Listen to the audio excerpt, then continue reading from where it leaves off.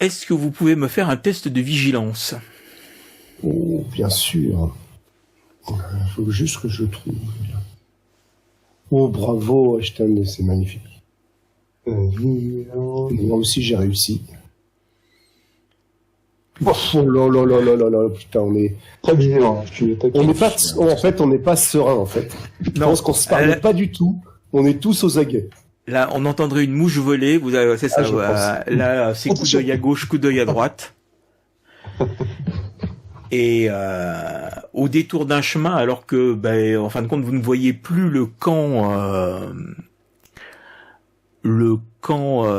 au-dessus. Vous êtes vraiment hors de portée du camp et le village est encore bien loin. Vous êtes à peu près à mi-chemin.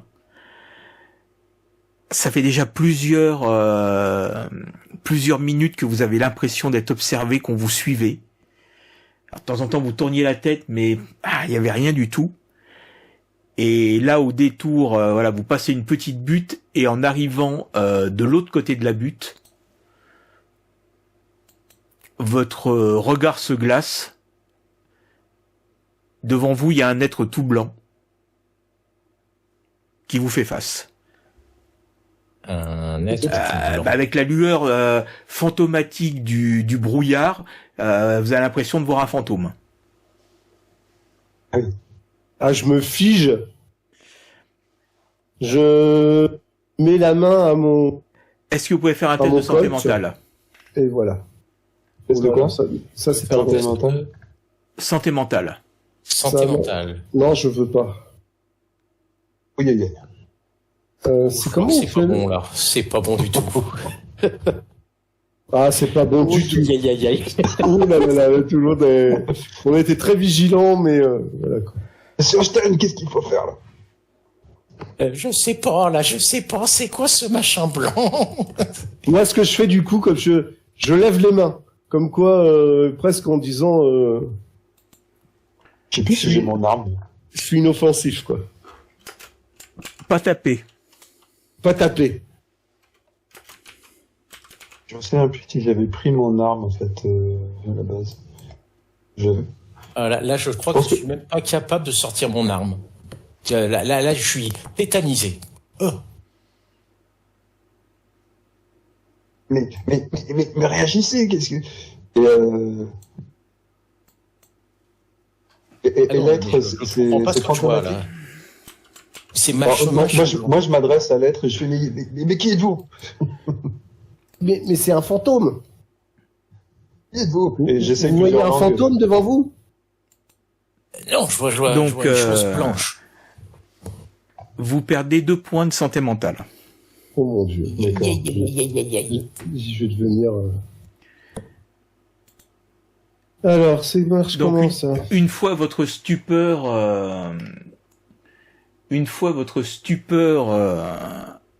passée. D'accord.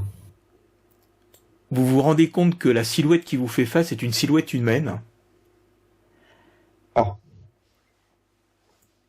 Et que, mais par contre, son visage est recouvert d'une sorte de peinture blanche. Et son corps également, qui lui donne l'allure d'un fantôme. Et est-ce que la tête est allongée ou pas? Sa tête est pas allongée. Il porte quelques plumes et il tient à la main un bâton. Et il lève la main. Un homme qui est pas en blanc.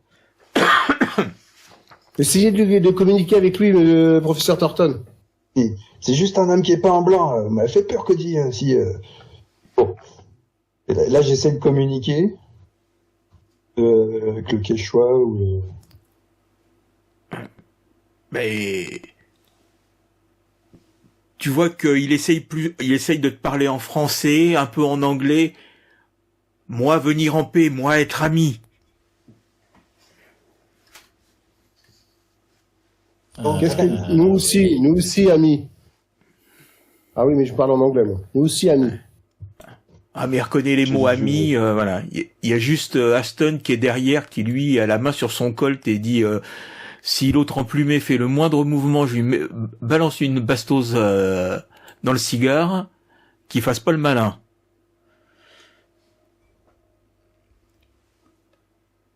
Je viens de loin, je viens de votre pays. Je suis à la recherche des créatures qui marchent.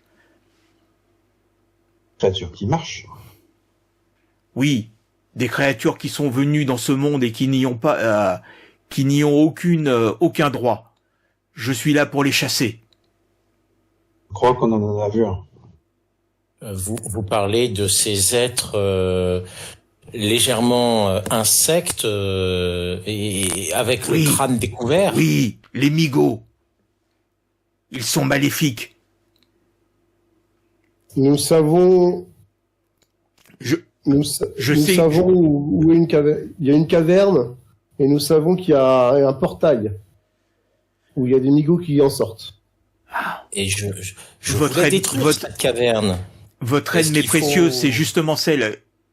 J'ai été guidé. Je viens des collines du nord de notre pays, dans les montagnes. Alors vous comprenez que par les paraphrases qu'il utilise, qui veut parler des États-Unis, et leur présence m'a conduite ici. Mais je cherchais encore où ils étaient, de manière à les renvoyer chez eux. De quelle tribu êtes-vous? Ma tribu n'a plus aucune importance. Aujourd'hui, je suis au service de quelqu'un d'autre. Et mon but est de chasser les migots et de les détruire quand j'en trouve. Monsieur, sachez que nous vous soutenons dans cette quête. Donc nous pourrons être alliés, travailler ensemble, et vous m'aideriez en me disant où est-ce qu'est cette porte. Vous voulez détruire la grotte? Alors mon ami ici présent, que là je montre Cody Ashton, sait où est cette grotte. Vous inquiétez pas. Je vous préviens, je vais faire sauter cette grotte. Il n'y a pas besoin de la faire sauter. J'ai les moyens de vous débarrasser de ces créatures et de fermer le portail. Comment allez-vous faire? Vous comprendrez que je ne peux pas vous croire sur parole. Cela ne vous regarde pas. J'ai vu ces bêtes. J'ai à ma disposition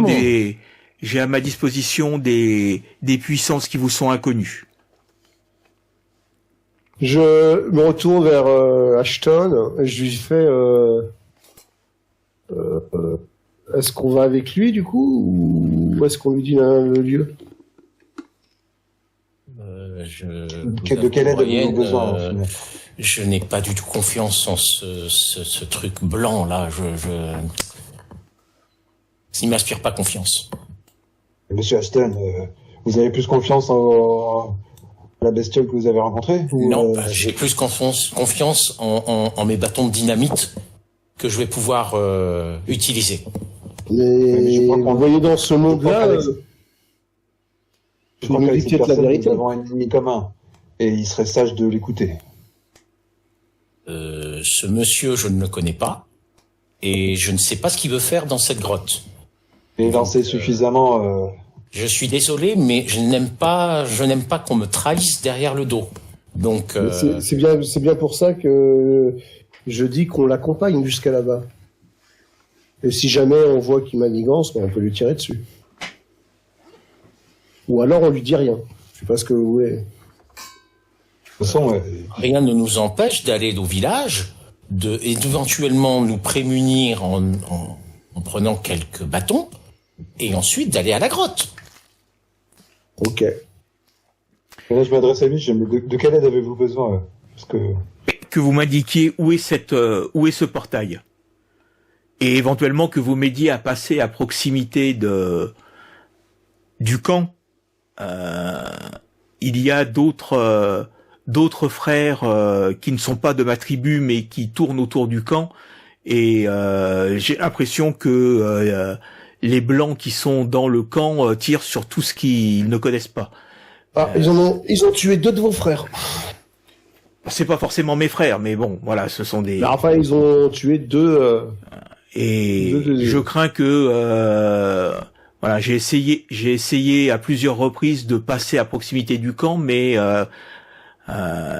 il est très bien gardé, il y a des sentinelles, et à chaque fois que j'essaye de passer à proximité, ça déclenche des réactions. Donc c'est pour ça que, vous ayant vu descendre au village, je vous aborde pour pour essayer de voir si je peux avoir votre aide. Alors, comment pourrions-nous vous faire passer, ou alors il faudrait vous costumer comme nous. Si vous pouviez m'indiquer déjà un chemin pour aller jusqu'à l'endroit où vous avez vu ce portail, cela m'aiderait. Comprenez, aujourd'hui, je n'ai pas d'informations, je ressens juste la présence de ces êtres, des migots. Donc moi aujourd'hui, je ressens un focus par ici, dans les montagnes au-dessus. Mais le seul chemin que j'ai trouvé passe par le camp. Donc à plusieurs reprises, j'ai essayé de passer au-delà, mais je ne connais pas la région. Il y a que, je pense, qu'il y a que Ashton qui pourrait lui indiquer oralement. Parce que lui, il y a été vraiment. Nous, on sait à peu près le lieu, mais on sait rien. Ashton, il y a été réellement. Donc lui, il sait par où passer. C'est le seul à pouvoir indiquer oralement. Enfin, ça, c'est ce que je pense. Moi, ce que je vous propose, c'est de vous emmener jusqu'à la grotte, mais vous devrez accepter que nous allions d'abord au village, que nous postions un courrier très important, et que nous revenions un peu plus équipés.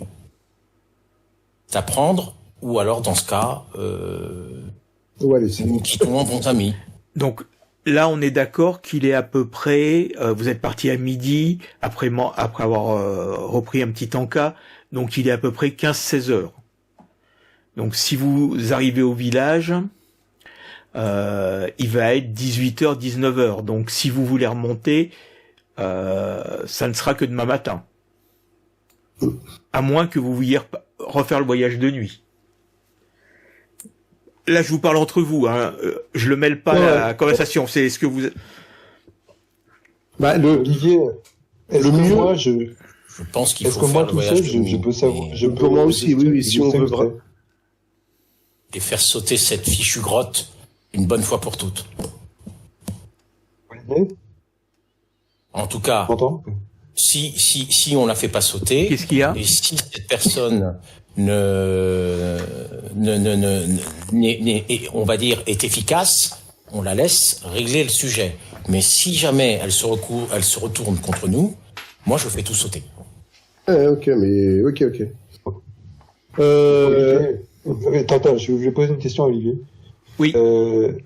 Est-ce que moi je me sens capable de retrouver ce lieu, parce que j'y ai pas été, mais est-ce que j'ai suffisamment de connaissances pour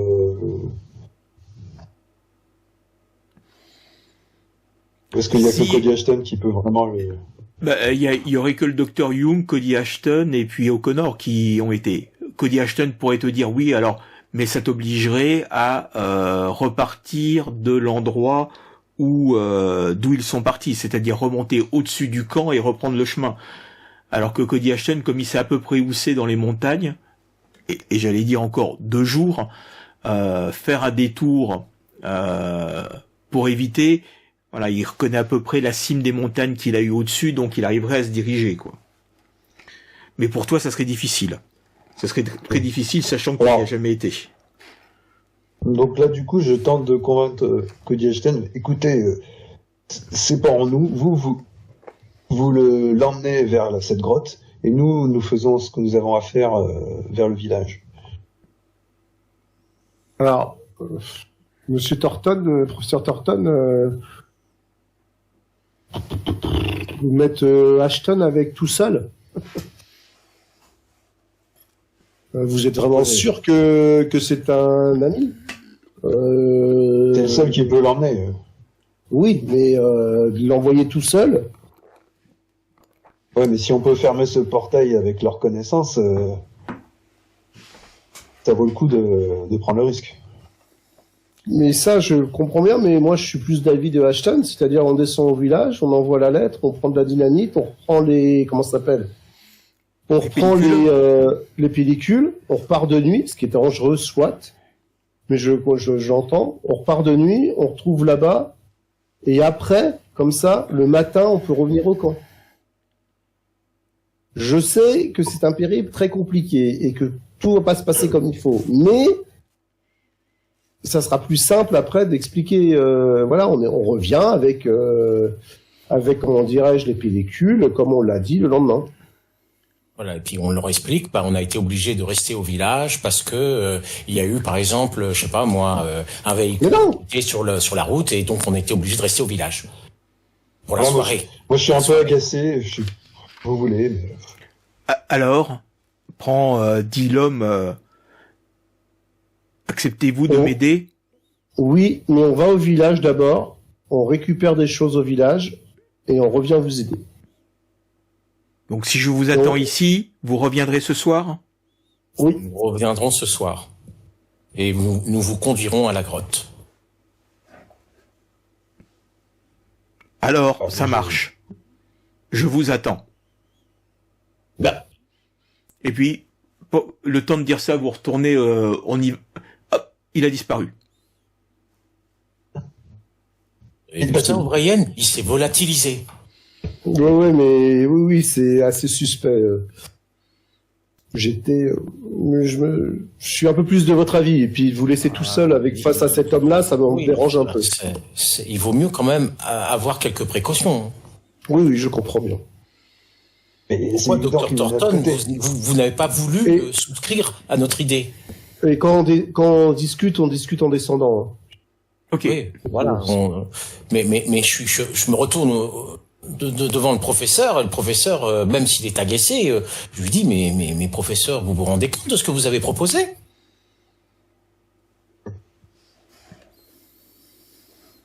Moi, j'arrive tout peinturluré. On aura fermé ce portail, moi je me sens. Mais moi, j'arrive tout peinturluré et je vous dis que j'arrive à fermer ce portail et vous me croyez? Oui, c'est quand même un peu fort de café. Je vous rappelle que nous étions tous les trois, sous le choc quand on a vu ce personnage. C'est mon intuition. Votre intuition Soit. Votre intuition de bibliothécaire. Et tout ce qu'on a vécu, tout ce qu'on a vu. Ok. Donc vous arrivez à Wankucho. Ok. Victor, vous rentrez dans le comptoir commercial. Victor dit qu'est-ce que vous faites tous les trois? La nuit va bientôt tomber. On vient chercher des pellicules.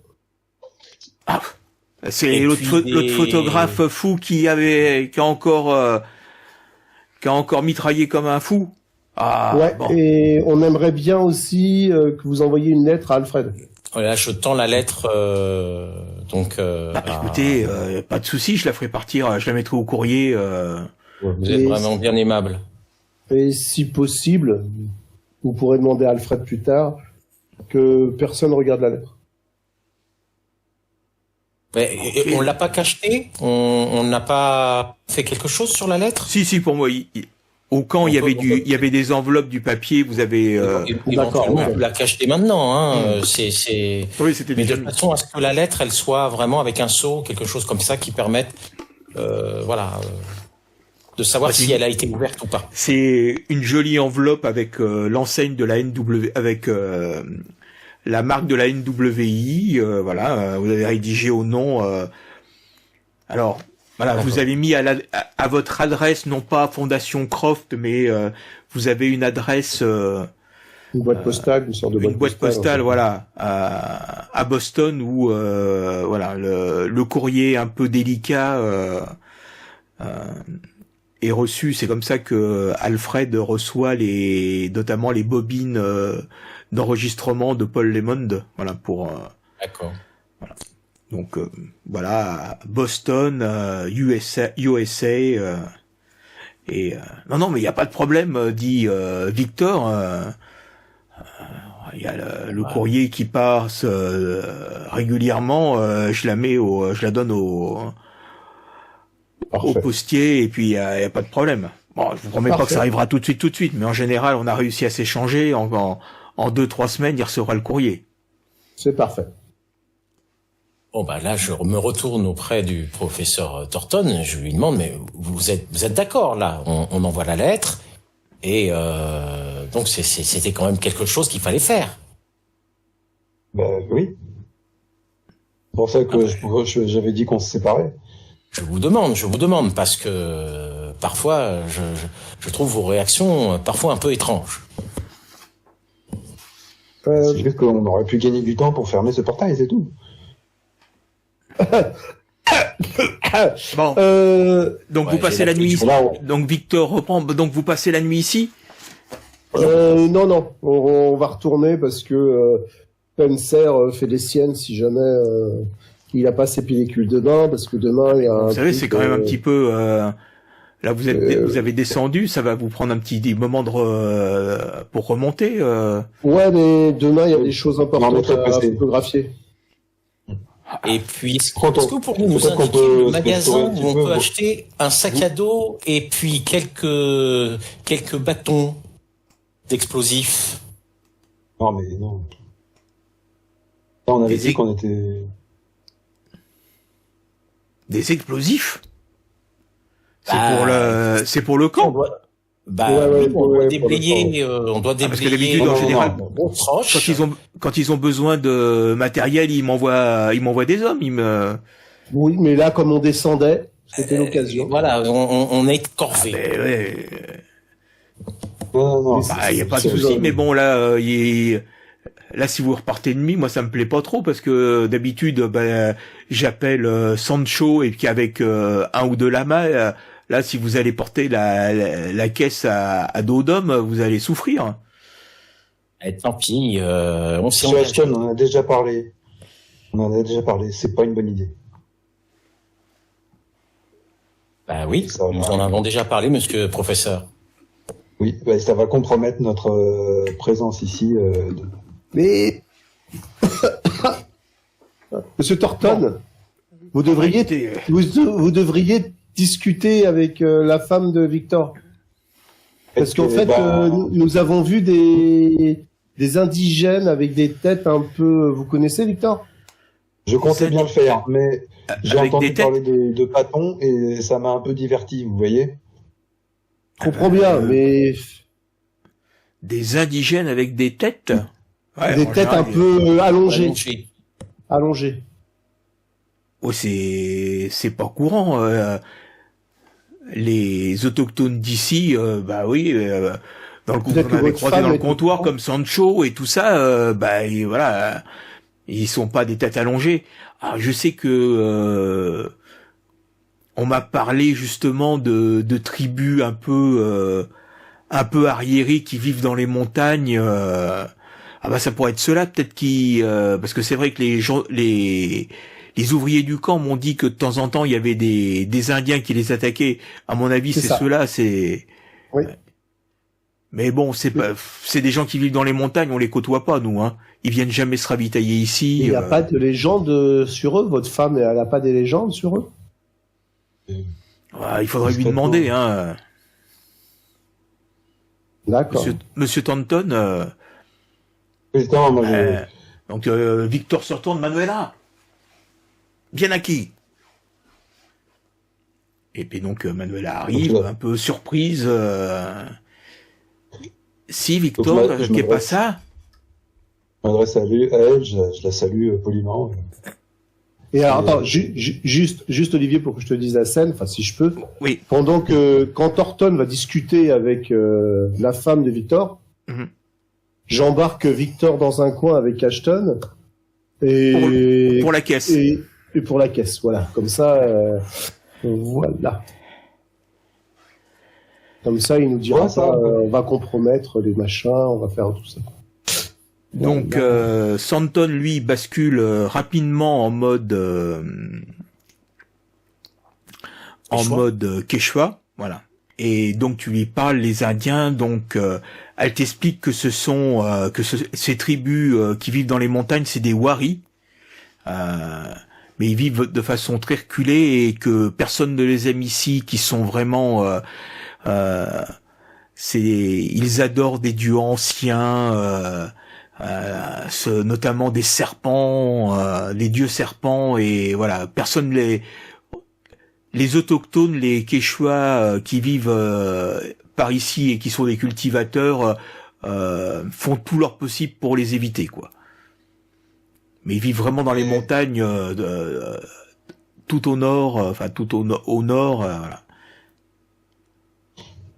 Est-ce qu'ils ont pour habitude de se peindre en blanc? Ah non. Ça, c'est l'ombre qui marche. C'est un esprit puissant. C'est un esprit. C'est le fantôme blanc. Il est là pour protéger les gens de notre peuple. Des peuples autochtones contre les... Donc c'est quelqu'un qui... Sa venue est signe de danger, mais c'est aussi une bénédiction.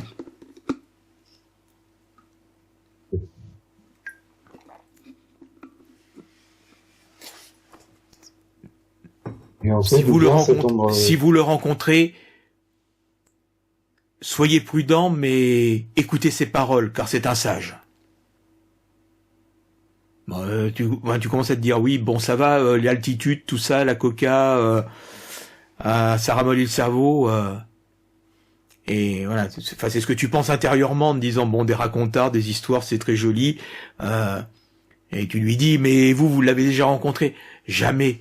Mais depuis que je suis enfant, il y a toujours des légendes sur l'ombre qui marche. En même temps, c'est un peu mon intuition aussi.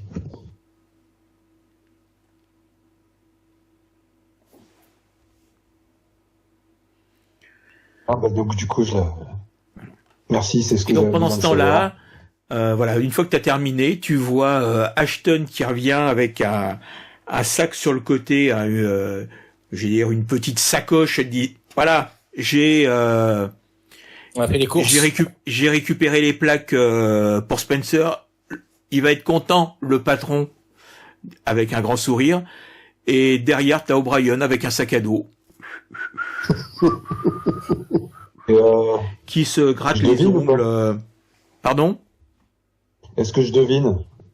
Bah, fais un test d'intuition. On n'a jamais assez de pellicules. On n'a jamais assez de magnésium. Ah oui.